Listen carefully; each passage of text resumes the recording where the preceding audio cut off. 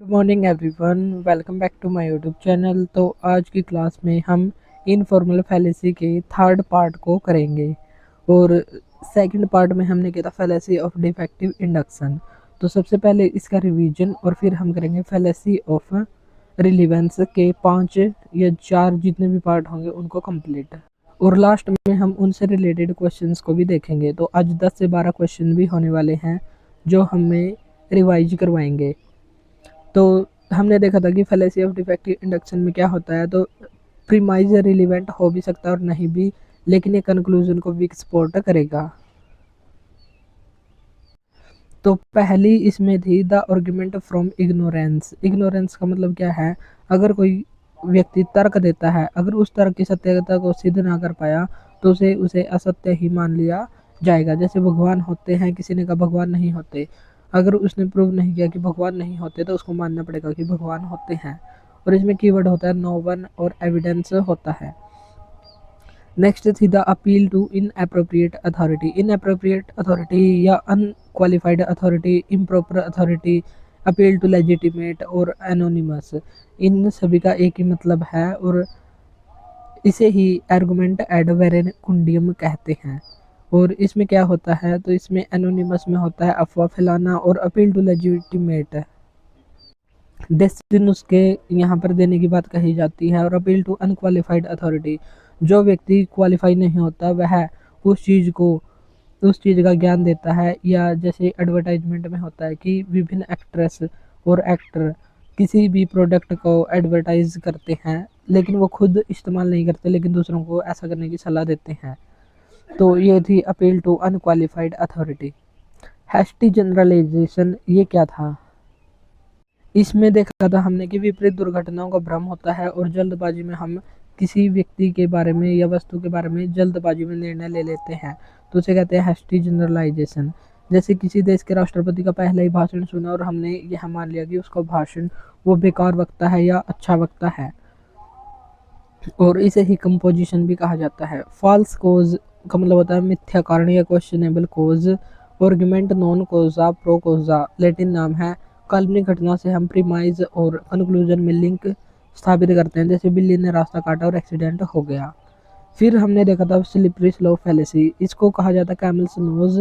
बढ़ा चढ़ाकर बात को बताया जाता है अतिशक्ति तरीके से। लॉन्ग सीरीज ऑफ स्टेटमेंट होती है और नेगेटिव थिंकिंग यहाँ बन जाती है और माइनर इवेंट को मेजर इवेंट बनाकर दिखाया जाता है। तो ये थी हमारी फैलेसी ऑफ डिफेक्टिव इंडक्शन। आज की हमारी फैलेसी होगी फैलेसी ऑफ रिलीवेंस, और इसके भी आगे टाइप है the appeal to emotion. The appeal to emotion को ही आर्गुमेंट एड पॉपुलम कहते हैं और इसे ही बैंड वैगन फैलेसी भी कहते हैं। तो फैलेसी ऑफ रिलीवेंस में है the appeal to public emotion. तो इसमें क्या होता है? Argument ad populum, bandwagon fallacy, appeal to mass, appeal to people और अपील टू पॉपुलम, ये सभी इसी के नाम हैं। तो अदर नेम है इसके ये। और कीवर्ड क्या है? Everyone, each, most of the people, trend में चलना। जैसे अब सभी ट्रेंड में चलते हैं, जैसे किसी का भी फैशन हो या कोई, जैसे इंस्टाग्राम है वहाँ पर कोई गाना चल जाता है तो वो ट्रेंडिंग में हो जाता है। तो मोस्ट ऑफ द पीपल, जहाँ पर अधिक से अधिक लोग ट्रेंड में चले, यानी कि जिस ओर जमाना चलता है उसी ओर जबानी चलती है। तो इससे हम इसको रिलेट कर सकते हैं कि एड टू पॉपुलम, जहाँ पर अधिक लोग चलते हैं तो उसे कहते हैं एड टू पॉपुलम या अपील टू पॉपुलम या आर्गुमेंट एड पॉपुलम। नेक्स्ट फैलेसी है the red herring. The red herring में क्या होता है? तो इसमें टू डिस्ट्रैक्ट और divert the attention of listener from the original topic. जो हमारा ओरिजिनल टॉपिक होता है, लिसनर का ध्यान वहाँ से हटा दिया जाता है, डाइवर्ट या डिस्ट्रैक्ट कर दिया जाता है। इसे डेलिब्रेट डिवीजन, डिस्ट्रैक्ट मिसलीड किया जाता है ओरिजिनल टॉपिक से, यानी कि जो भी ओरिजिनल टॉपिक होगा हमारा उससे मिसलीड कर दिया जाता है या उसे डिस्ट्रैक्ट या उससे दूर कर दिया जाता है। इरिलीवेंट टॉपिक को इंट्रोड्यूस किया जाता है और मेन टॉपिक से भटका दिया जाता है, तो इसे कहते हैं रेड हेडिंग, रेड हेरिंग। जैसे यहाँ पर एग्जांपल दिया गया है मदर एट 10:30 PM, रात के 10:30 बजे माँ ने कहा it is time for you to go to bed, ये तुम्हारा सोने का टाइम हो गया है। लेकिन पापा की परी कहती है I feel hungry, I also have a stomach एक्ट, I need to go to washroom. तो यहाँ पर ये सही जवाब नहीं दिया कि मुझे नहीं सोना, बल्कि उसने कहा मैं हंग्री हूँ, भूखी हूँ, मुझे पेट दर्द है, मुझे वॉशरूम जाना है। तो यानी कि मेन टॉपिक को यहाँ पर भटका दिया। तो यहाँ पर होगी रेड हेरिंग फैलेसी। यहाँ पर distract element is introduced to obscure an opponent's position, यानी कि नए ही टॉपिक को यहाँ पर ऐड कर दिया, इंट्रोड्यूस कर दिया। जब मैंने तुम्हें फ़ोन किया तो तुम ना तो क्लास में थे और ना ही प्रयोगशाला में, ना तो प्रैक्टिकल लैब में थे और ना ही क्लास में। आप मुझसे क्यों बच रहे हो? जहाँ पर बचने की बात हो तो वहाँ पर होगी रेड हेरिंग फैलेसी। नेक्स्ट है third fallacy, the Strowman fallacy. इसमें बातों को तोड़ मरोड़ कर पेश किया जाता है, डिस्ट्रैक्ट और मिसलीड किया जाता है, आर्गुमेंट या स्टेटमेंट को वीक करने की कोशिश की जाती है, यानी कि बातों को तोड़ मरोड़ कर पेश करना। तो ये होती है द स्ट्रोमैन फैलेसी। इसमें क्या होता है, जैसे हम एक एग्जांपल देख लेते हैं कि जो बात होती है उसके अलावा दूसरी बात करके उसके बात को तोड़ मरोड़ कर पेश किया जाता है। जैसे जो इंस्टाग्राम पर मीम्स या रील्स बनती है, तो किसी भी एक्टर के किसी भी वॉइस को हटाकर दूसरे वॉइस में लगा दिया जाता है। तो ऐसे बातों को तोड़ मरोड़ कर पेश किया जाता है, जिससे उसका अर्थ ही अलग बन जाता है। जैसे नेहा कक्षा सचिव है, वह कक्षा की बैठक में सुझाव देती है कि कक्षा को और अधिक सामाजिक सेवा परियोजनाओं और कार्यक्रमों में भाग लेना चाहिए। इस पर राम कहता है, राम ने उसकी बात को तोड़ मरोड़ कर पेश किया, उसके आर्गुमेंट को वीक करने की कोशिश की। तो क्या कहता है राम, उसे विश्वास नहीं हो रहा है कि नेहा वार्षिक स्कूल नृत्य कार्यक्रम का समर्थन नहीं करती। यहाँ पर जो वार्षिक स्कूल नृत्य कार्यक्रम है उसकी कोई बात नहीं कही गई, लेकिन उसके आर्गुमेंट को वीक करने के लिए यहाँ पर दूसरा ही टॉपिक यहाँ पर इंट्रोड्यूस कर दिया, यानी कि बात को मिसलीड कर दिया, ये बातों को तोड़ मरोड़ कर पेश किया। तो इसे कहा जाएगा द स्ट्रोमैन फैलेसी। तो ये थी स्ट्रोमैन फैलेसी। द नेक्स्ट है आर्गुमेंट एड होमिनेम। आर्गुमेंट एड होमिनेम को ही एड होमिनेम फैलेसी कहते हैं। तर्क व्यक्ति के विरुद्ध बात करेगा, जो भी तर्क होगा वो व्यक्ति के विरुद्ध होगा, अगेंस्ट होगा, means personally attack, personally target होगा। जब कोई व्यक्ति कोई तर्क देता है तो दूसरा व्यक्ति उसके तर्क को व्यक्तिगत रूप से तोड़ने की कोशिश करेगा। और ये भी आगे तीन टाइप का होता है, एक होता है एब्यूजिव एड होमिनेम, एक होता है डायरेक्ट, इसमें होता है डायरेक्ट या पर्सनल अटैक, जैसे कास्ट, रिलीजन या कैरेक्टरिस्टिक्स को देखकर उस पर कोई टिप्पणी करना, गाली गलौज करना, ये होता है एब्यूजिव एड होमिनेम में। एक होता है सर्कमस्टेंशियल, यानी कि अकॉर्डिंग टू सिचुएशन, यानी कि सेल्फ इंटरेस्ट, अपने फ़ायदे की बात करना। जैसे कोई अनेक लोग इकट्ठे हो गए तो वहाँ पर खुद के प्रमोशन की बात करना, या जैसे कि कोई कोड है तो कोड वगैरह की बात करना जिससे उसका फ़ायदा हो सके। जैसे यहाँ पर एक एग्जांपल भी दिया गया है, वह अमेजोन के लिए काम करता है। अमेजोन कंपनी जो ऑनलाइन सामान पहुंचाती है उस कंपनी के लिए काम करता है, इसलिए वह स्वाभाविक रूप से ई कॉमर्स के पक्ष में तर्क देगा, हम उस पर विश्वास नहीं कर सकते। तो ई कॉमर्स कंपनी है तो इसलिए वो इसके पक्ष में तर्क देगा, यानी कि according to circumstances, according to situation.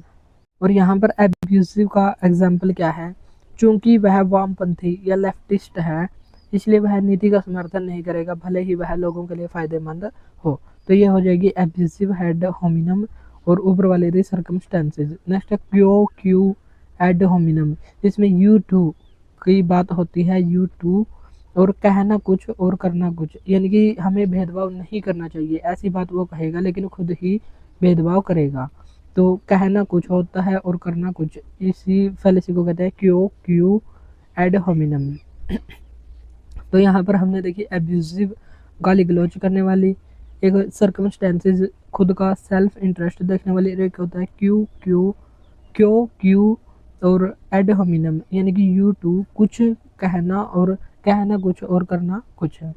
Next है अपील टू फोर्स, ये पांचवी फैलेसी है, फैलेसी ऑफ रिलेवेंस की। अपील टू फोर्स, फोर्स से हमें किसकी महसूस हो रही है, फोर्स का मतलब होता है बल, यानी कि प्रेशर देना। अपील टू फोर्स यानी कि मेरी बात मानेगा तो ठीक, वरना यानी कि धमकी के साथ अपनी बात को मनवाना।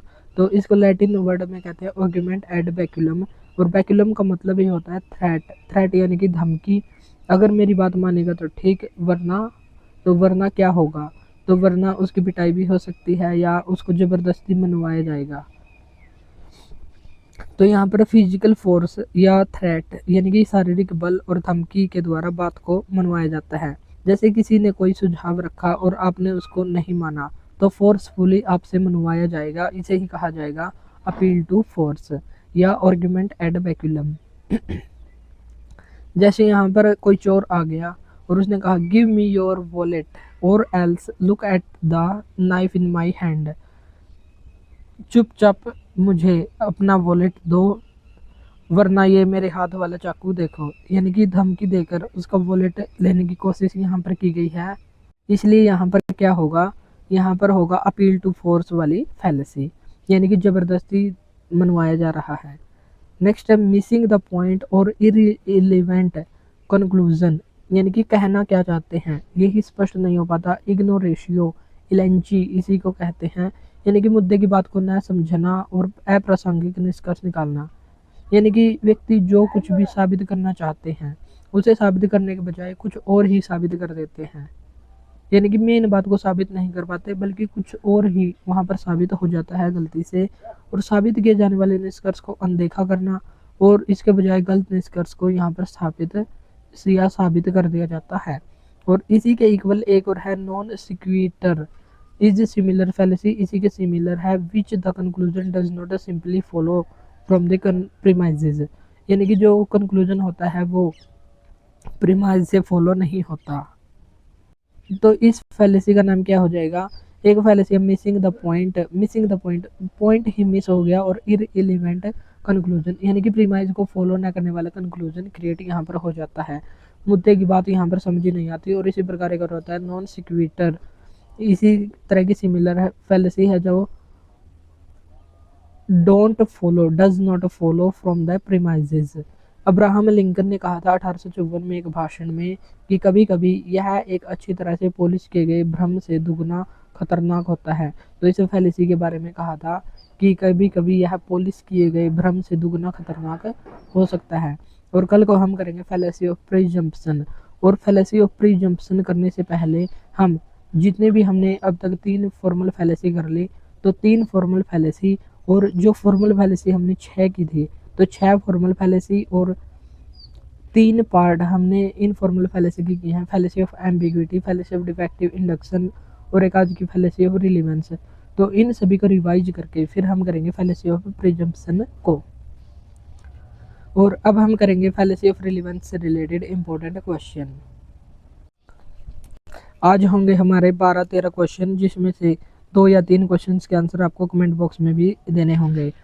हर कोई पार्टी में जा रहा है, तुम्हें भी जाना चाहिए, यह अनुमान किस प्रकार की भ्रांति है? Everyone is going to the party, you should go to the this influence commits which kind of fallacy? Everyone हमने देखा था कि एवरीवन, ईच और ऑल ये हमने किस में देखा था? पीपल आर्गुमेंट एड पॉपुलम या अपील टू मास या अपील टू पीपल वाली में देखा था। तो ये हो जाएगा एड पॉपुलम या विज्ञापन जनसमूह भी इसको हम कह सकते हैं।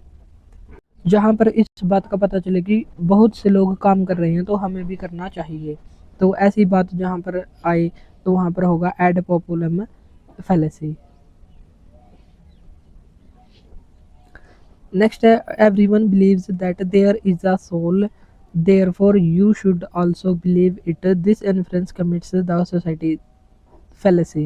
This which kind of fallacy? यहाँ पर है everyone believe that, हर कोई मानता है कि आत्मा है, इसलिए आपको भी यह विश्वास करना चाहिए कि आत्मा है। अगर आपने ये विश्वास कर लिया कि आत्मा है तो होगा एड पॉपुलम। अगर आपने कहा कि आत्मा है और दूसरे ने कहा आत्मा नहीं है और वो आत्मा को साबित नहीं कर पाया और उसको मानना पड़ेगा कि आत्मा है, तो यहाँ पर कौन सी फैलेसी होगी? ये हमने पिछली क्लास में पढ़ा था, तो इसका आंसर देना है आपको कमेंट बॉक्स में। हमारे समुदाय के अधिकांश लोग सोचते हैं कि फिल्म ABZ अश्लील है, इसलिए फिल्म ABZ कानूनी तौर पर अश्लील है। तो ये कौन सी भ्रांति है? तो ये एड पॉपुलम की ही होगी।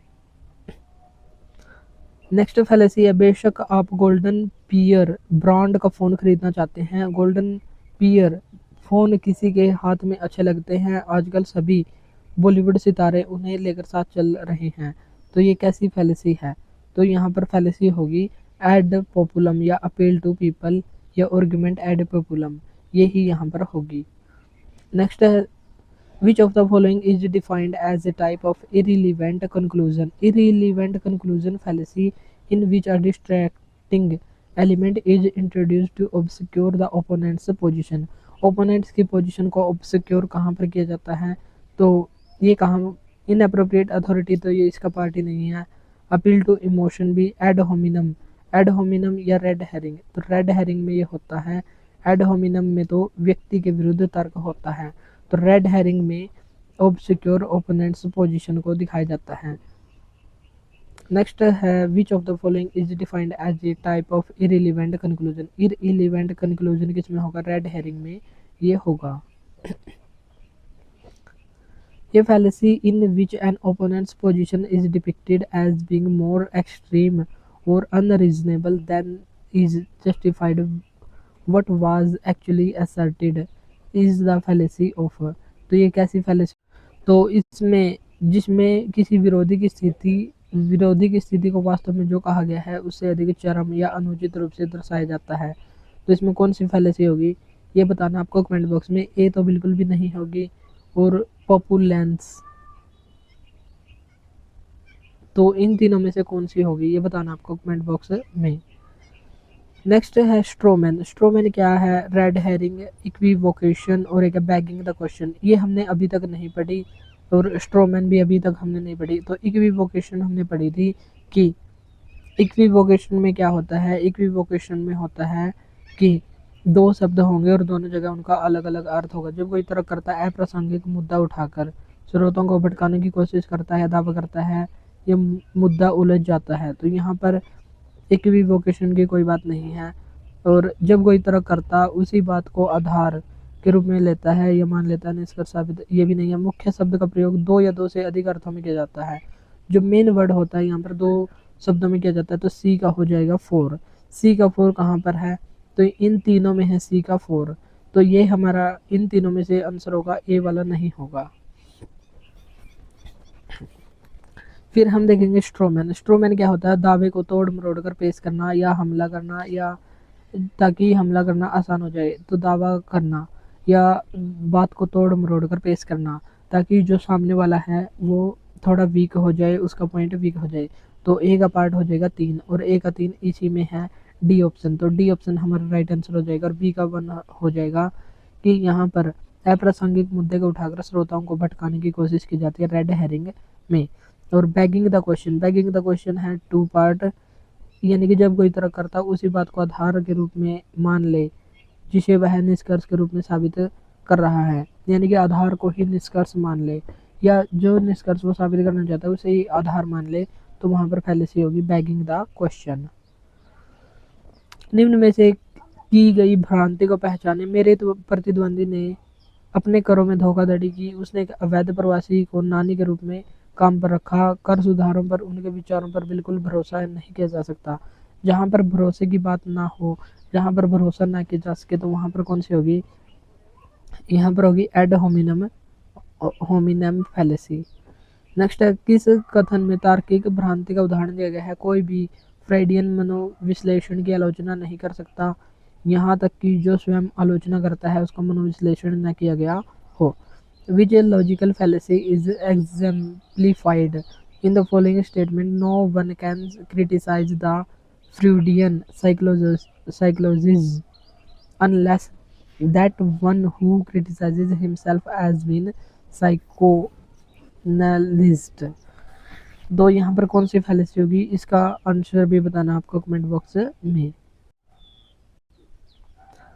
मुझे लगता है कि आप पाएंगे कि यह बेल्ट आउट हमारे संगठन के सामने सबसे अच्छा विकल्प है, खासकर इसलिए क्योंकि एसएमटी यह संकेत दे सकती है कि यह कंपनी आपके लिए सही जगह नहीं है। तो यहाँ पर कौन सी भ्रांति होगी, यह फैलेसी कौन सी होगी यहाँ पर? तो यहाँ पर फैलेसी होगी अपील टू फोर्स, यहाँ पर फोर्स करने की बात यहाँ पर की गई है। नेक्स्ट इनमें से किसे प्रासंगिकता का भ्रम या फैलेसी ऑफ रिलीवेंस कहा जाता है। तो जो आज हमने पढ़ी तो वही होती है फैलेसी ऑफ रिलीवेंस। और आज वाली में हमने पढ़ा था एड होमिनम, स्ट्रोमैन और एक होता है रेड हेरिंग।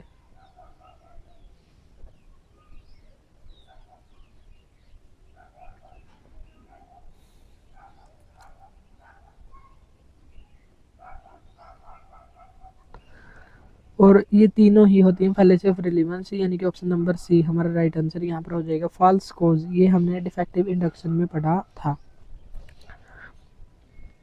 एड होमिनम क्या होता है? एड होमिनम होता है व्यक्ति के विरुद्ध तर्क, और किसी व्यक्ति के तर्क का मिथ्या निरूपण, यानी कि व्यक्ति के विरुद्ध तर्क होता है ये फॉल्स कोज। रेड हेरिंग में क्या क्या होता है? रेड हेरिंग बात को मामले के बजाय व्यक्ति पर आक्रमण करना, यानी कि ए का हो जाएगा 2। और रेड हेरिंग में क्या होता है? बात को घुमा फिरा कर अन्य विषय की ओर ध्यान भटकाना, अन्य विषय की ओर ध्यान भटकाना, ये हो जाएगा एड होमिनम। और ए का 4, ए का 4 है ए की में, और ये हमारा राइट आंसर हो जाएगा। रेड हेरिंग, रेड हेरिंग में क्या होता है? किसी व्यक्ति के तर्क का मिथ्या निरूपण होता है। और एक होता है स्ट्रोमैन। स्ट्रोमैन क्या होता है? स्ट्रोमैन होता है मामले के बजाय व्यक्ति पर आक्रमण किया जाता है, तो ये होता है स्ट्रोमैन। और ये एब्यूजिव भी हो सकता है, तो इसके भी हमने 3 टाइप यहाँ पर देखे थे। और ये है क्वेश्चन हमारा आज का। Which fallacy is committed in the following statement? I can expect that you should not find any moral issue in making abortion illegal, since ability to feel sympathy for the rights of women in general is very limited. तो यहाँ पर किसकी बात कही गई है? तो यहाँ पर बात किसकी है? व्यक्तियों की। तो एड होमिनम हमारा यहाँ पर राइट आंसर हो जाएगा। इसमें कहा गया कि मैं उम्मीद कर सकता हूँ कि गर्भपात को अवैध बनाने में आपको कोई नैतिक मुद्दा नहीं मिलेगा, क्योंकि सामान्य तौर पर महिलाओं के अधिकारों के प्रति सहानुभूति महसूस करने की आपकी क्षमता बहुत सीमित है। तो एड होमिनम ये व्यक्तिवाद से ये संबंधित है। अपवित्र शब्दों वाली पाठ्यपुस्तक का उपयोग करना अनैतिक है, क्योंकि हमारे बच्चों को अपमानजनक और भद्दे शब्दों के संपर्क में लाना उचित नहीं है। तो इसमें किसकी बात कही गई है? अगर हमको इसका सर्कल का पता है, यानी कि जहाँ से बात शुरू होती है तो वहीं पर घूमकर आ जाए, तो वहाँ पर होगी सर्कुलर फैलेसी।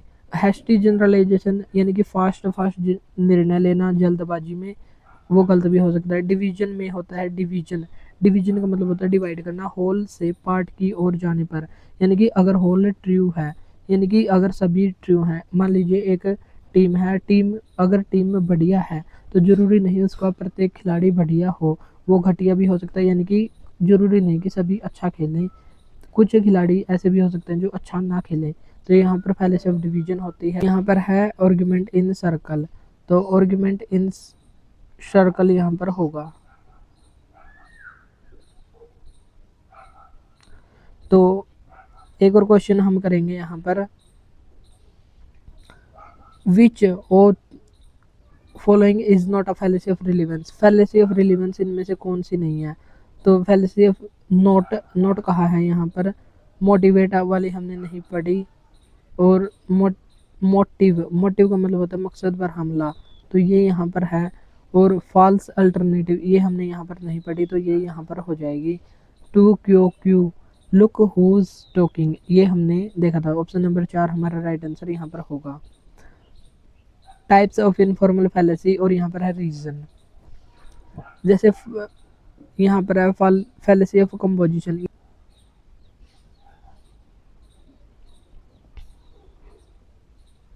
तो इसका राइट आंसर क्या होगा? ऑप्शन नंबर बी होगा।